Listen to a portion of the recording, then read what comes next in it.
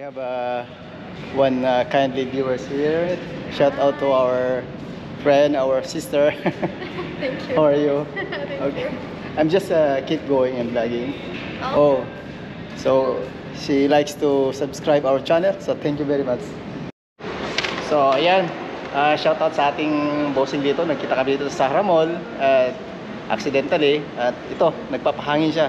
Kaya sabi niya, nung nakita niya ako nagbablog, sabi niya akin na yung channel para sa subscribe kita. So dagdag points naman yun. So shout out sa ating mga kabayan dyan. Shoutout sa Sabusa family dyan sa Pilipinas. Oh yan, saka kay boss. Sa Agacho. Okay. 4, 3, 2, 0.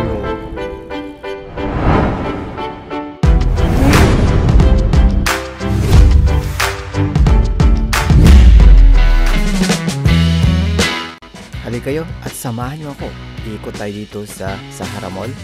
At kapansin-pansin na wala pang ganong tao dito sapagkat ang oras ay 1:00 ng hapon.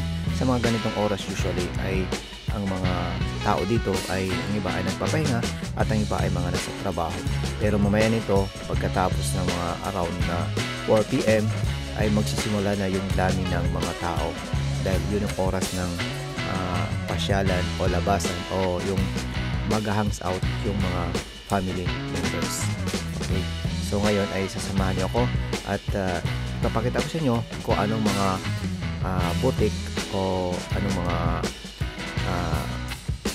mga meron dito sa Sahara Mall na pag kayo napasyal dito ay pwede kayong bumili. At meron din dito coffee shop na Starbucks. At ito yung sinasabi ko na merong mga H&M at TKNY. Magandang brand niyan, TKNY. At ayun, samahan niyo muna ako at lilibutin natin ang Sahara Mall.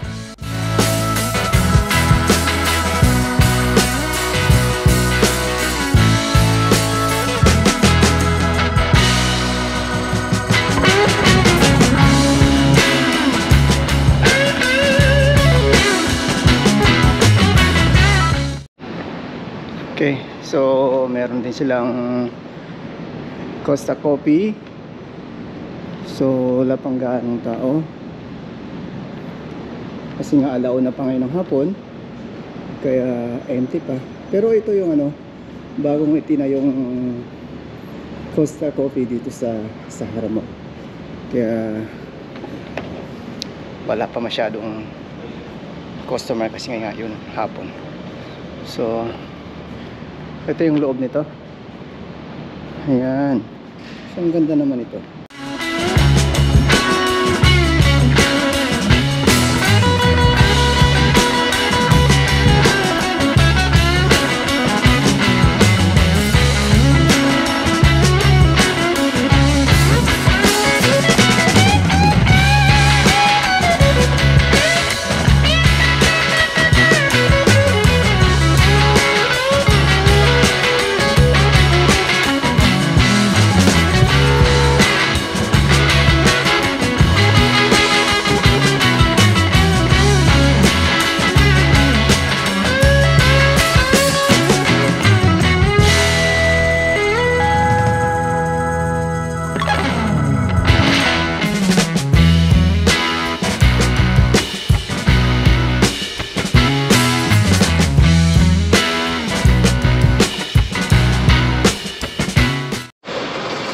At meron din dito yung tinatawag na yung brand for less.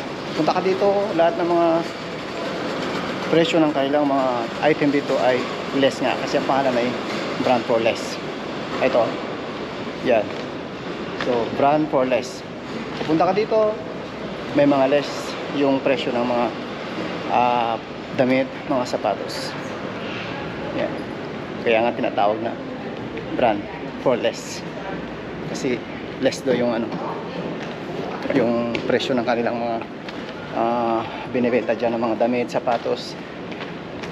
I-try nyo pasukin pag dito kayo sa Sahara Mall. Yan. Kasi parang hindi naman makatarungan kung yung pangalan niya is brand for less pero yung presyo ng mga binibenta nila ay hindi sakto sa kanyang pangalan, di ba? So parang trick ba? Trick. Pero siguro hindi naman siguro ganun. Baka totoo nga talaga na brand for less. Yun. At sa aking kaiikot dito ay mayroong biglang tumawag sa akin na binibini na tinawag ako at tinanong sa akin kung anong ginagawa ko. Sabi ko nagbablog ako at pinalapit ako. Sabi niya, akin na yung channel mo at mag-subscribe ako sa'yo. Okay, we have one kindly viewers here. Shout out to our friend, our sister. Thank you. How are you? Thank Okay. you. I'm just keep going and vlogging. Oh, so she likes to subscribe our channel. So thank you very much. Yes. Wait, I will search. At yun nga, sa hindi inasang aking kaiikot-ikot ay yun nga, yung si magandang binibini ay napansin ako at sabi niya, sabi mo sa akin kung ano yung channel mo para masubscribe kita. At syempre ako ay tuwang-tuwa naman dahil may mga binibining katulad nito na nakakapansin at nag-subscribe sa ating channel.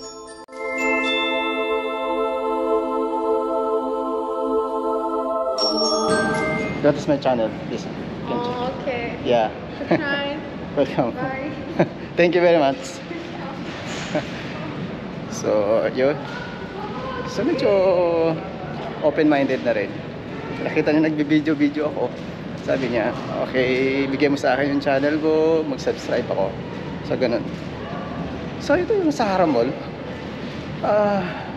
Wala pang ganong tao kasi anong oras ngayon? Alauna. So, siguro yung mga karamihan dito natutulog pa eh. Kaya, ito.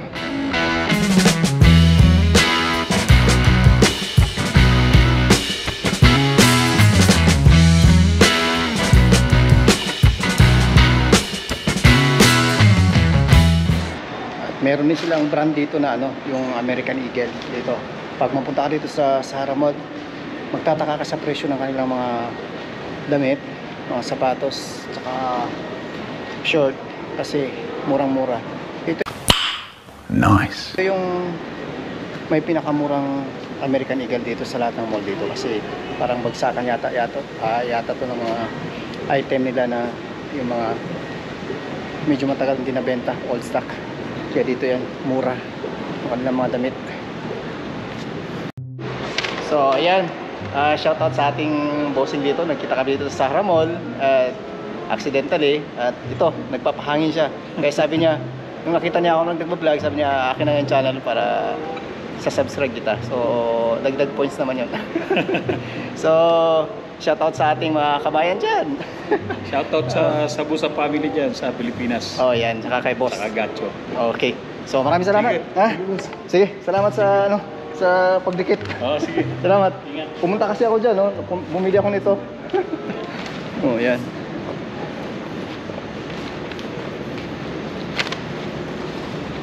Ganito talaga ang buhay ng isang subscriber.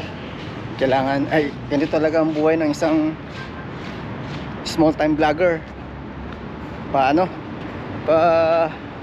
Kung saan nangangalap ng content kasi walang permanent content dito sa Middle East eh.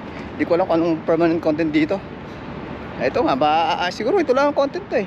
Yung maglakad-lakad na wala namang bibilihin, mag-window shopping lang. At ito yung itsura ng Sahara Mall pag dito ka nasa labas. Ito yung nasa street ng King Abdulaziz Road. Yung kanyang shape ay nasa parehaba yung Sahara Mall. At ngayon ay pupunta na ako sa aking trabaho dahil tawag naman ng tungkulin o sa English pa na call of duty. So samahan nyo muna ako at lalakbay natin itong daanan na matraffic. Sobrang traffic. Focus on yourself first. Don't let somebody take your time and your worth. Just focus on yourself first. Don't let somebody take your time and your worth. Just focus on yourself first. Don't let somebody take your time and your worth. Just focus on yourself first.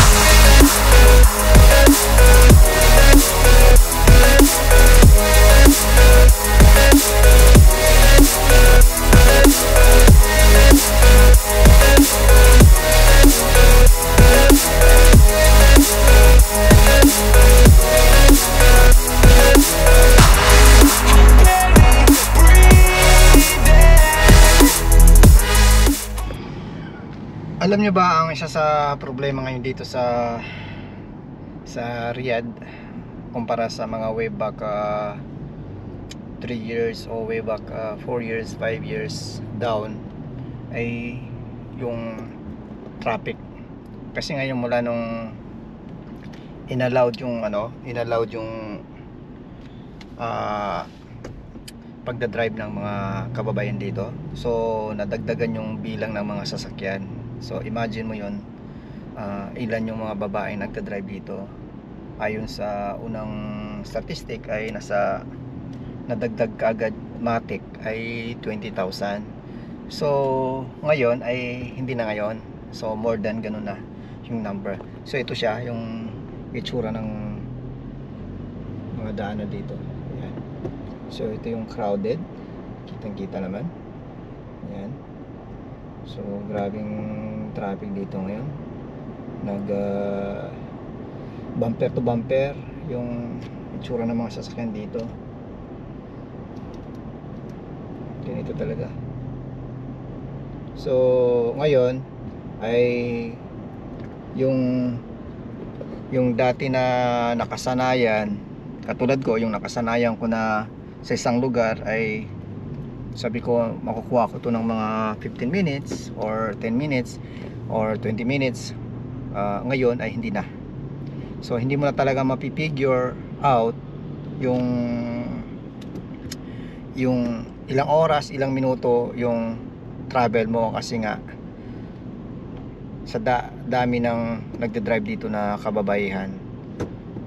Ganun. So imagine mo yun, nadagdag sila sa bilang ng mga nagde-drive. Dati na puro lalaki lang nagde-drive dito, pero ngayon ay hindi na. Kaya ganito ka-crowded dito sa Riyadh, Kingdom of Saudi Arabia. Yan. So wala talagang choice dito kundi sumunod sa trapiko. Wala namang shortcut dito. Sasabihin mo, doon ako dadaan sa kabila dahil yun ang mabilis na daan. Hindi ganon. Dahil dito ibang iba na talaga ang status ng mga daanan dito. Bago man kayo napadpad sa aking channel, please naman, bago natin ito tatapusin, huwag makalimot mag-subscribe, mag-like at mag-share, at pakihit ang all notification bell para maging update kayo sa mga video ang aking upload. Laging alalahanin sa anumang aspekto ng ating gagawin sa ating pang-araw-araw ay huwag kalimutan ang safety first. Okay?